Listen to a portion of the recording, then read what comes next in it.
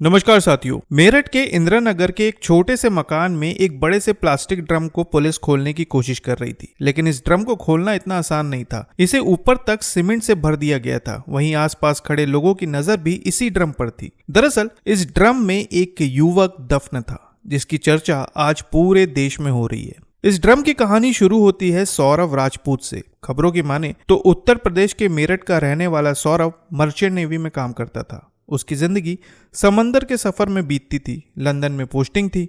महीने भर वो समुद्र में रहता और जब भारत आता तो मेरठ में अपने परिवार के साथ वक्त बिताता। अब इसी तरह उसकी जिंदगी बढ़िया तरीके से चल रही थी। तभी 2016 का वक्त आ जाता है। 2016 में सौरभ छुट्टियों पर जब अपने घर आया तो पहली बार उसकी मुलाकात मुस्कान रस्तोगी से हुई। बातों बातों में सौरभ ने बताया कि वो मर्चेंट नेवी में काम करता है और उसकी प्रोफाइल देखकर मुस्कान सौरभ पर फिदा हो गई। इसके बाद धीरे धीरे बातें फिर मुलाकातें शुरू हो गई। कई बार दोनों को छुपकर मिलना पड़ता था और जब आशिकी परवान चढ़ने लगी तो दोनों ने शादी करने का फैसला कर लिया। लेकिन यहाँ पर एक दिक्कत थी। सौरभ के परिवार वाले शादी के लिए तैयार नहीं थे। सौरभ ने कई बार उन्हें मनाने की कोशिश की, लेकिन कोई फायदा नहीं हुआ। आखिरकार दोनों ने शादी करने का फैसला किया और लव मैरिज कर ली। अब शादी तो हो गई, लेकिन इस शादी को लेकर परिजनों से विवाद चल रहा था। सौरभ के परिवार वालों ने उन्हें प्रॉपर्टी से बेदखल कर दिया, जिसके बाद सौरभ मुस्कान के साथ इंदिरा नगर में किराए के मकान में रहने लगा। वक्त बीता और फिर दोनों की एक बेटी हुई, जिसका नाम रखा गया पीहू। खबरों के अनुसार समय बीता और 2019 का वक्त आ गया।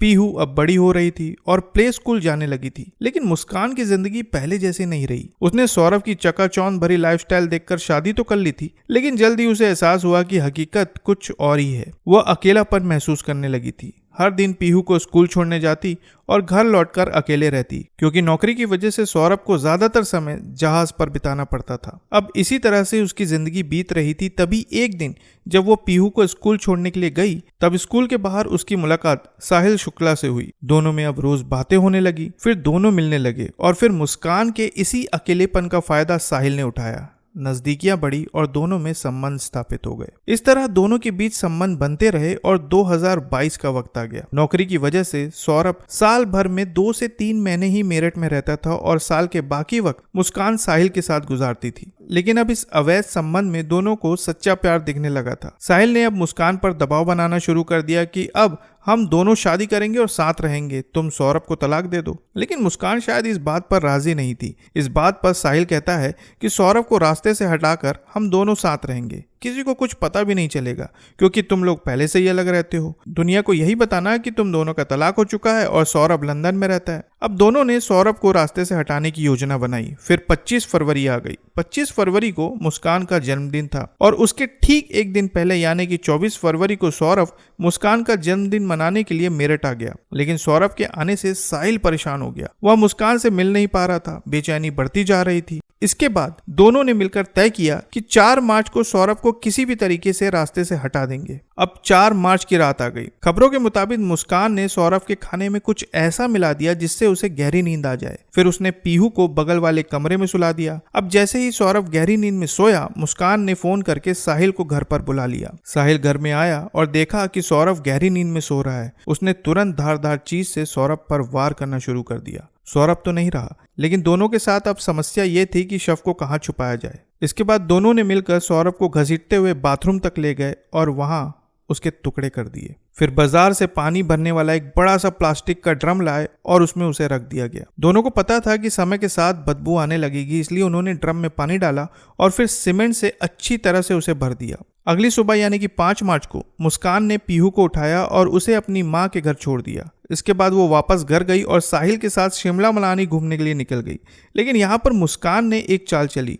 वो सौरभ का मोबाइल अपने साथ लेकर गई ताकि वह उसके व्हाट्सएप पर लोगों को जवाब देती रहे और किसी को भी शक न हो। खबरों के अनुसार साहिल ने पुलिस को बताया कि शिमला पहुंचने के बाद दोनों ने मंदिर में शादी कर ली और वहीं घूमते रहे, लेकिन जल्द ही उनके पैसे खत्म हो गए। मुस्कान को पता था कि सौरभ के बैंक अकाउंट में 6 लाख रुपए पड़े हैं, लेकिन वो पैसे निकाल नहीं पा रही थी। परेशान होकर उसने अपनी माँ को फोन किया और पूछा कि बैंक अकाउंट से पैसे कैसे निकाल सकते हैं। तब उसकी माँ ने गुस्से में पूछा कि सौरभ तो तुम्हारे साथ है, फिर अचानक पैसों की जरूरत क्यों पड़ गई। तब मुस्कान ने अपनी माँ को सब कुछ बता दिया कि सौरभ के साथ उसने क्या किया और उस प्लास्टिक ड्रम की कहानी भी बता दी। ये सुनते ही उसकी माँ घबरा गई। माँ के कहने पर 17 मार्च को मुस्कान और साहिल मेरठ लौट आए। लेकिन दूसरी तरफ सौरभ का भाई राहुल कई दिनों से सौरभ से संपर्क करने की कोशिश कर रहा था, लेकिन बात नहीं हो पा रही थी। फिर 18 मार्च को वह सौरभ के किराए के मकान पर पहुंचा, लेकिन वहां कोई नहीं मिला। तब उसने मुस्कान को फोन किया। मुस्कान ने कहा कि वह मायके में है और सौरभ के बारे में उसे कोई जानकारी नहीं है। राहुल को शक हुआ कि कुछ तो गड़बड़ है। उसने आसपास के लोगों से पूछताछ शुरू की। तभी उसने देखा कि उसकी भाभी मुस्कान किसी और व्यक्ति के साथ वहां पर आ रही है। जैसे ही वो वहां पर पहुंची, उसने फिर से सौरभ के बारे में पूछा, लेकिन वो सही से जवाब नहीं दे पाई। राहुल को पूरा मामला अजीब लगा। उसने पूछा कि ये व्यक्ति कौन है। मुस्कान चुप रही। इसके बाद राहुल घर के अंदर गया जहां तेज बदबू आ रही थी। उसे समझ में आ गया कि कुछ गंभीर मामला है। तुरंत उसने शोर मचाना शुरू कर दिया और मुस्कान और उसके साथी को वहीं पर दबोच लिया। आसपास के लोग इकट्ठा हो गए। तुरंत पुलिस को सूचना दी गई। पुलिस मौके पर पहुंची और पूछताछ शुरू की। उसी दौरान सबकी नजर प्लास्टिक के ड्रम पर गई जहां से बदबू आ रही थी। ड्रम को पूरी तरह से सीमेंट से पैक कर दिया गया था। पुलिस ने ड्रम से शव बरामद कर लिया। मुस्कान और साहिल पुलिस की गिरफ्त में है।